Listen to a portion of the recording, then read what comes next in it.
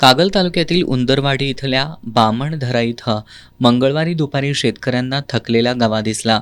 त्यांनी वनविभागाच्या अधिकाऱ्यांना याची माहिती दिली. वनविभागाच्या पथकानं तात्काळ घटनास्थळी भेट देऊन अशक्त झालेल्या गव्यावर प्राथमिक उपचार केले. हा गवा 5 ते 6 वर्षाचा असून उष्माघातामुळे त्याचा श्वासोच्छ्वास वाढला होता. या दमलेल्या गव्यावर प्राथमिक उपचार केल्यानं त्याच्या प्रकृतीत सुधारणा झाल्याचं वन्यजीव पशुवैद्यकीय अधिकारी संतोष वाळवेकर यांनी सांगितलं.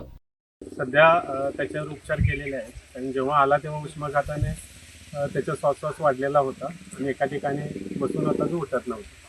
त्यानंतर त्याला आम्ही औषधोपचार केले. औषधोपचारानंतर तो उठून चालायला लागला आणि आता सावलीत जाऊन बसलेला आहे. वनक्षेत्रपाल नंदकुमार नलवडे, वनपाल अप्पासाहेब भोईटे, वनरक्षक राहुल जोनवाल, दत्तात्रय टिकले, रवींद्र पवार, आशुतोष सूर्यवंशी यांनी या गव्यावर उपचार केले. वारंवार शिवारात दिसणाऱ्या गव्यांमुळे शेतकऱ्यांना शेती कामात अडचणी येत आहेत. त्यामुळे संबंधित विभागानं हे गवे डोंगर भागातून खाली येऊ नयेत यासाठी प्रयत्न करावेत अशी मागणी स्थानिकांनी केली आहे.